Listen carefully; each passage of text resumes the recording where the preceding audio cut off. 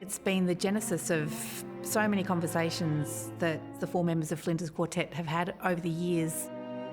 Who we are as musicians, what's our role in society, how we can make the world a better place through the string quartet. How are you doing, How are you? This new work, which is now called Four Rooms, played by Flinders Quartet and the AYO participants of the chamber program, was a way of using music to open the door to some pretty big conversations about how it changes the harmony. It started life being called Manny's octet. You could take the open strings out and the second viola could play. I got an email from Zoe asking if I would be interested in composing a piece of music to commemorate Manny Arcaro. When you're asked to use your arts practice to do something that's so meaningful to a family, I take that very seriously.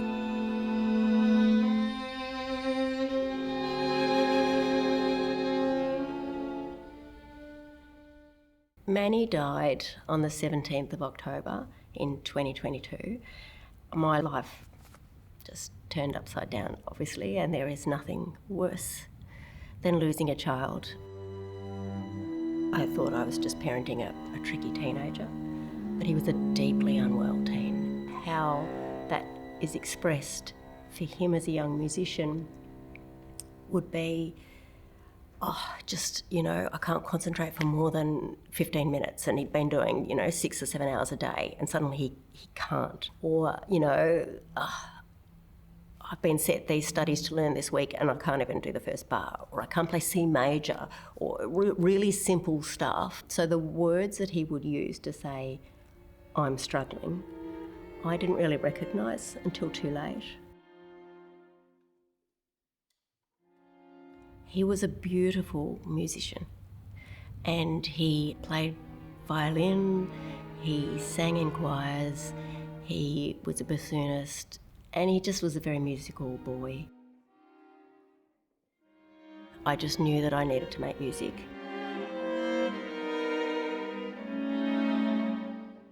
The first thing that happened when I met Lee, he just said, "Tell me about your boy." And for me, that was the perfect question. I sent Lee recordings of Manny's voice when he's singing and of him playing music. We just began to connect and to bond over her stories. We sort of started exploring different ways that we could bring it to life, and that's when the idea of AYO came in, and that was quite an important moment for us. My suggestion was that the piece, the octet, needed to be something that dealt with the experience of mental health struggles. And I had some myself in my 20s, and I said, my starting point's going to be my experience. And in fact, the last movement of the work as it stands is taken from music that I actually wrote when I was 18 and going through my own struggles, which was the same age that Manny was when he passed.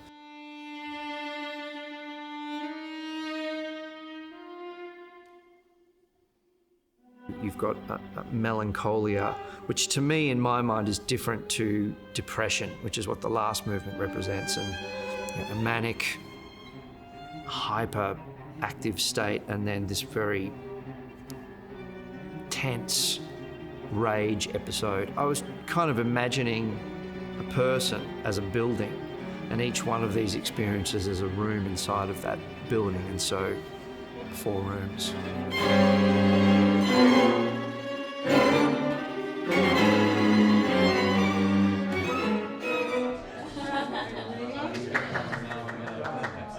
We got on to talking about the notion that the topic of suicide is still a taboo in society, and so we thought this may be an opportunity to start to change that.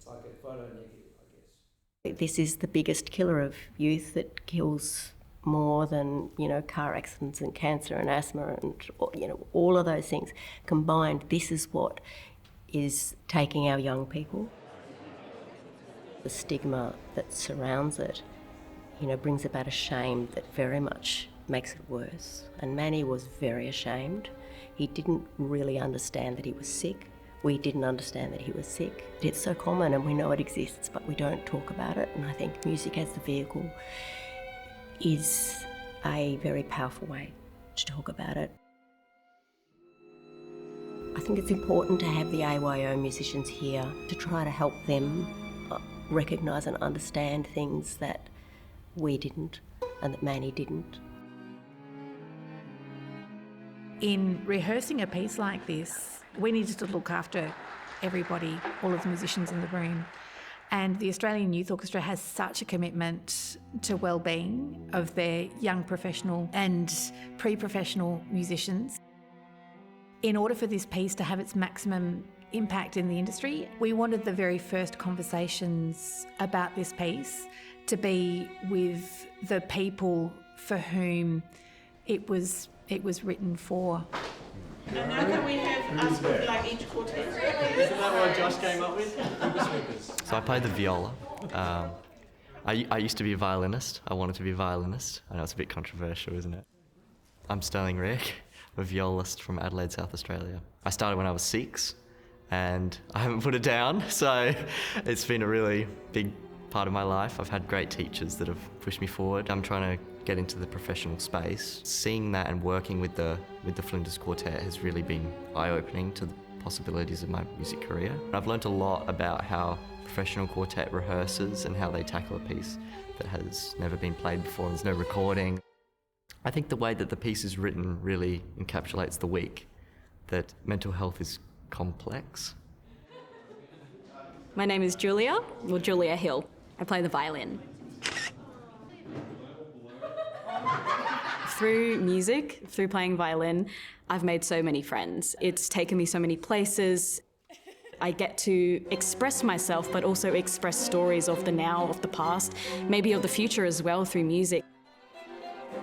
Definitely for musicians, and in my experience, tertiary musicians, we kind of get into this hole where we're trying to be perfect and trying to live up to these massive expectations, and that can take a huge mental toll.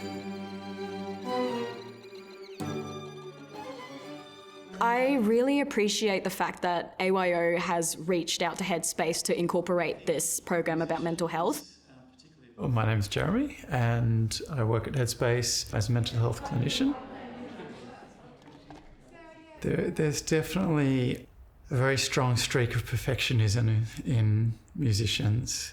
I feel like it kind of goes with the territory, because if you're going to be a high performer, perfectionism kind of pays off in that regard, that you actually achieve very high performance. It also comes at a bit of a cost though. There's also a large degree of comparison, and it is an inherently competitive field, and that can really undermine a sense of self-worth. When we start to open a conversation like we've been aiming to do with the young people this week, we're all kind of acknowledging that everybody experiences the same sorts of things, that actually these are struggles that are quite universal. Some of us have them more than others, but everybody's experience is of an environment, an industry where there is pressure, there's competition, there's perfectionism, because you really need to push yourself hard to achieve this high level of performance. We just want to kind of open up that and say, yeah, okay, we can all share in this and we can all support each other through this. It's not something that anyone has to carry on their own. My one wish is that within the industry, we create a world where it's so supportive, where people feel like they have the strength to creatively go where they need to go. My hope is that it will be something that initiates discussion, because once you've got discussion, then you have other possibilities. I want the music to hold this part of Manny. I want people to hear the power of what he was fighting and how hard he fought, so that they can understand not that it was a choice. There is no choice to take your life when you're in this state and when you're this unwell. And I'd like people to, I guess, just see him, you know, that last little bit is not what defines him, because, you know, he's beautiful.